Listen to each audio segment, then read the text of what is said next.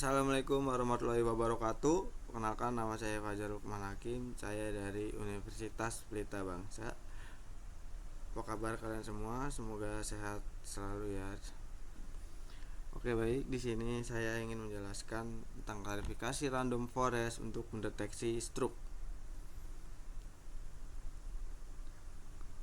Yang pertama, di sini kita siapkan import library yang terdiri dari import pandas, ada import numpy, dan import matplotlib, pyplot, dan terakhir ada import seaborn, yang dimana setiap import memiliki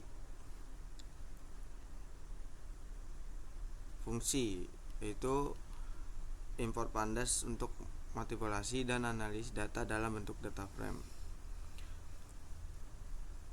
import numpy untuk operasi numerik khusus untuk array, dan yang ketiga ada import matplotlib untuk membuat visualisasi atau plot statis, dan terakhir ada import seaborn, yaitu untuk visualisasi data yang lebih menarik dan berbasis statistik.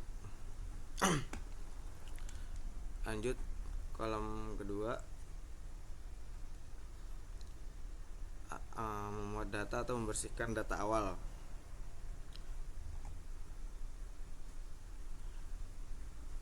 Yang berada di path atau menghubungkan dataset file CSV ke Visual Studio Code. Yang kolom ketiga ada data drop. Data ini memungkinkan berisi informasi kesehatan untuk prediksi risiko stroke. Dan data head untuk menghapus kolom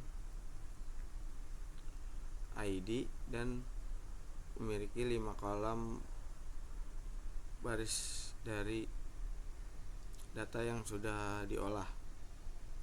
Berfungsi untuk melihat struktur data dan memeriksa hasil penghapusan kolom. Lanjut ada data info untuk menampilkan ringkasan informasi data, termasuk jumlah entry, jumlah non-null per kolom, dan tipe data. Penting untuk identifikasi nilai yang hilang, missing value, dan tipe kolom numerik. Outputnya seperti ini teman-teman. Lanjut ada data describe. Data ini menampilkan jumlah baris awal ID kolom hilang 0 atau none, yang dimana nilai-nilai rata-rata min dari kolom BMI yang ada. Metode umum untuk imputasi data numerik yang hilang dan mencetak kembali jumlah nilai 0 per kolom untuk memverifikasi bahwa imputasi berhasil dan kolom BMI sudah 0 missing. Lanjut ada data save.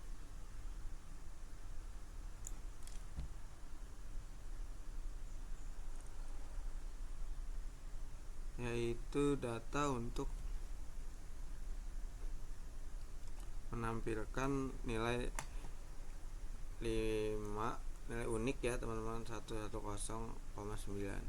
Ada data duplikat atau sum, yaitu outputnya NP 64 atau 00. Nah, ada data is null atau sum, yaitu menghitung atau menampilkan kemunculan data dari setiap 0 tidak stroke, seperti ini teman-teman.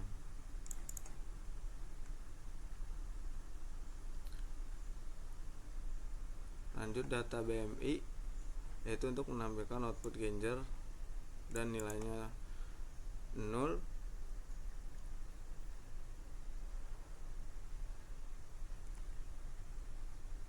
Data smoking status untuk menampilkan array formerly smoked, never smoked, atau smoke yang merokok, atau unknown. dan data struct value count untuk menampilkan data atau nilai unik 4861 dan 1 untuk 249.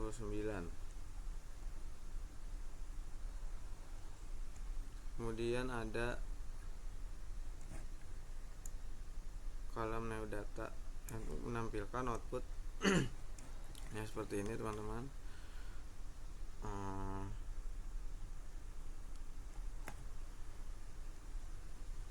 Yang hanya berisi kolom nilai 14 dari VML 141 dan MALE 108, namanya count tipe integer 64 141 108, yang dimana mencetak list Genjer data untuk konfirmasi,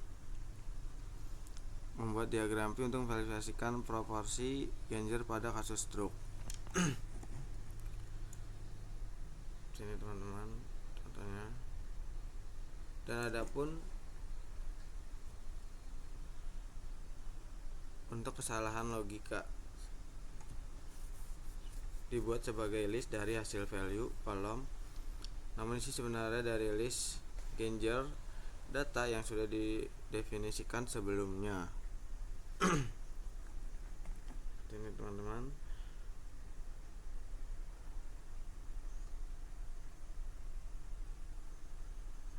Selain itu, harusnya menggunakan tanda kurung, biasanya bukan kurung siku.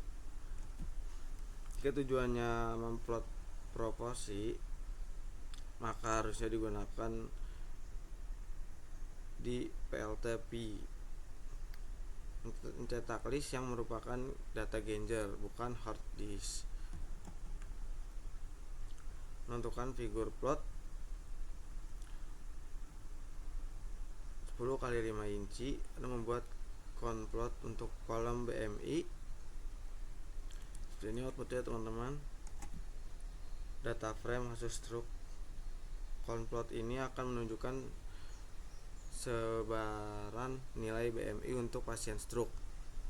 Karena BMI adalah plot atau plot ini mungkin tidak terlalu informatif tanpa binning. Lanjut. Data list itu memiliki kolom-kolom dengan tipe data objek menyimpan dalam list. Dan from SQL processing import label encoder itu melakukan interaksi melalui setiap kolom di .list kolom kategori. Menerapkan label encoding mengubah nilai kategorikal unik di kolom menjadi integer atau diawali dengan angka 0 atau 0. Selanjutnya untuk menampilkan sampel jumlah overslamping, yang dimana diimport di awal tapi diimport lagi di sini. Outputnya pun seperti ini. Kemudian ada data untuk membagi data pelatihan dan pengujian.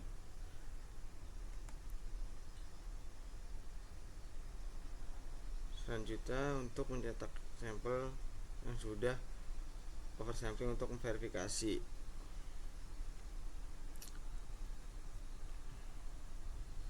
Selanjutnya untuk memeriksa kembali jumlah kemunculan dari data struct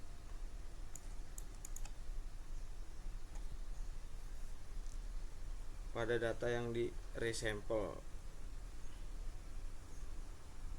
Selanjutnya ada pelatihan dan validasi random forest. Seperti teman-teman outputnya.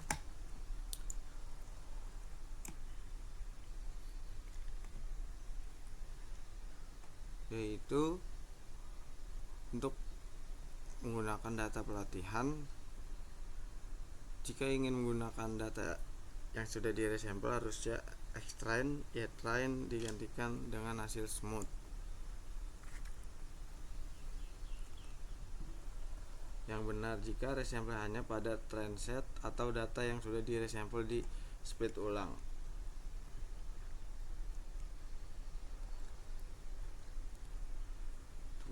Selanjutnya untuk mencetak akurasi model pada data penguji, outputnya pun seperti ini.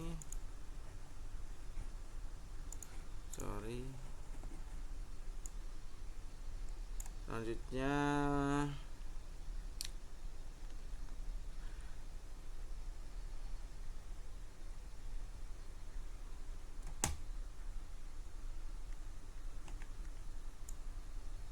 akan menampilkan background data grid source CV, yaitu base estimator random forest classifier. Langsung aja kita ke course-nya untuk menjalankan atau menguji deteksi stroke.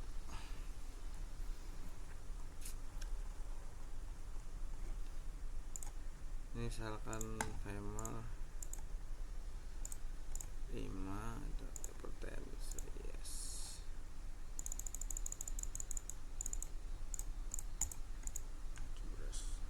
PMI nya 10. Tidak ada risiko terjangkit stroke, maka tidak ada yang terkena stroke. Itu aja video dari saya. Wassalamualaikum warahmatullahi wabarakatuh.